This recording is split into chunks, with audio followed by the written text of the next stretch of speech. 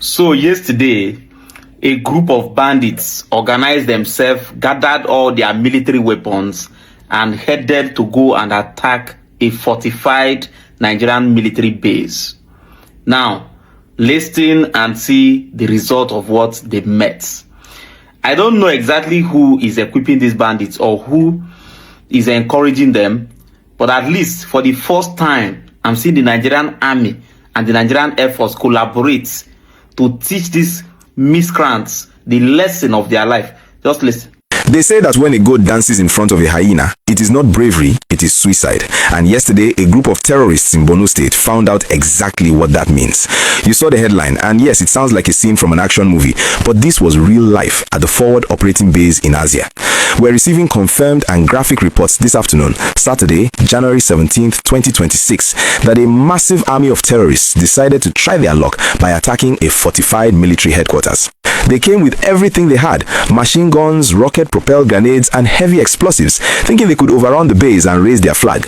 But they made one fatal calculation. They forgot that the Nigerian army of 2026 is not the same as the one from the past.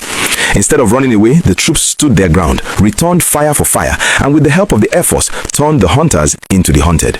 If you want to know how our gallant troops sent these criminals to the great beyond and recovered a massive arsenal of weapons, please do me a massive favor and smash that like button right now. It helps us celebrate our soldiers who are putting their lives on the line. And if you are not yet a subscriber, click that button and turn on the notification bell. You need to be here as we break down this victory for Nigeria. Let's get into the gist of this bloody Friday. It all started in the early hours of yesterday morning. The sun was just coming up over Borno State when the silence was broken by the sound of heavy machine gun fire. According to the acting media information officer for Joint Task Force Northeast Operation Hadinkai, Lieutenant A.S. Atokolo, the terrorists launched a large-scale multi-directional attack. This means they didn't just come from the front gate, they surrounded the base, attacking from all sides at once. Their plan was clearly to overwhelm the soldiers with sheer numbers and noise. They were firing RPGs directly at the walls and the infrastructure. In fact, the report states that their rockets hit some of the troop-carrying vehicles and, very critically, the CCTV control room. This shows you that these were not just random ragtag fighters. They had a strategy. They wanted to blind the base, destroy the transport so no one could escape or pursue, and then move in for the kill. The CCTV room and the vehicles were partially gutted by fire, creating smoke and confusion. But here is where the story turns sweet. Despite the explosions, the fire, and the smoke, the troops at Forward Operating Base Asia did not panic. They maintained what the military calls firm control of the situation. They returned what was described as overwhelming and sustained firepower. Imagine the scene: soldiers taking cover behind sandbags, bullets flying over their heads, the heat of the burning vehicles on their backs, yet they kept firing. This firefight lasted for over an hour, 60 minutes of non-stop shooting. That is a lifetime when you are in battle, but the terrorists could not breach the perimeter. They tried, but they met a wall of resistance that was harder than rock.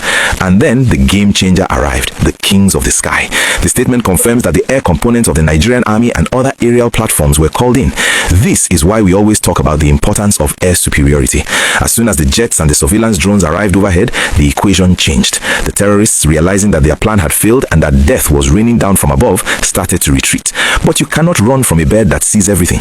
The report says that persistent intelligence, surveillance, and reconnaissance platforms immediately tracked the fleeing terrorists. This is the part that makes me smile.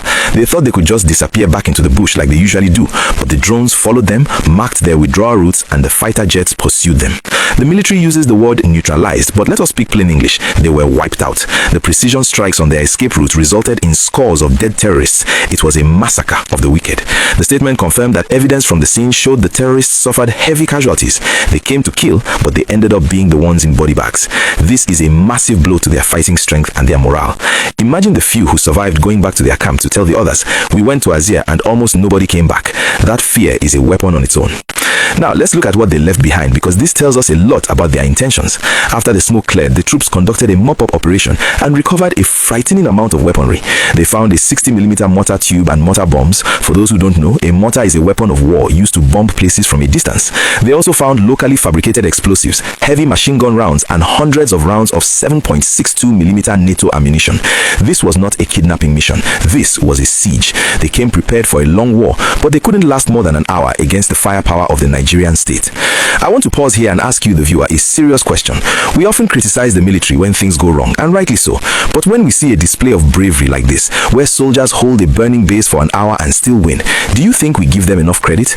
Do you think the government is finally giving them the right tools to fight, or was this just sheer grit and determination by the boys on the ground? Drop your honest thoughts in the comments below. I really want to hear your perspective on our military's performance. The destruction of the CCTV room is a point of concern though. It shows that the enemy is learning. They know that our bases rely on technology, so they target the eyes first. It's a reminder that while we celebrate this victory, the enemy is evolving. They are becoming more desperate and more tactical. But as yesterday showed, no amount of tactics can beat superior firepower and the will to fight. The lieutenant mentioned that the engagement didn't end at the base. The follow-up operations are what really dealt the blow. This pursuit strategy is what has been missing in the past. Before, we would just defend and let them go. Now, we defend and we chase. That is how you win a war. It's also important to note the timing. This attack happened on a Friday morning, a time when they probably thought the soldiers would be relaxed or preparing for prayers. They rely on surprise, but the vigilance of the troops at Forward Operating Base saved the day. It sends a message to all other Forward Operating Bases: stay alert because the enemy is watching. But it also sends a message to the communities around Borno: you are safer today because these scores of killers are no longer breathing. As we wrap up this security update, let's remember that for every victory like this, there are families of soldiers who are waiting anxiously at home. These men and women stood in the fire so that we could sleep in peace. They faced RPGs and machine guns and didn't flinch. That is the definition of heroism. If you found this update encouraging and you want to see more news about our military winning the war, please smash that like button. Let's get this video to 5,000 likes to show our troops that we appreciate their sacrifice. And if you are not yet a subscriber, please do it now. We will be tracking the aftermath of this attack and bringing you more updates from the front lines. Stay safe, stay vigilant, and remember, evil can only thrive when good men do nothing. And yesterday, our good men did something very big.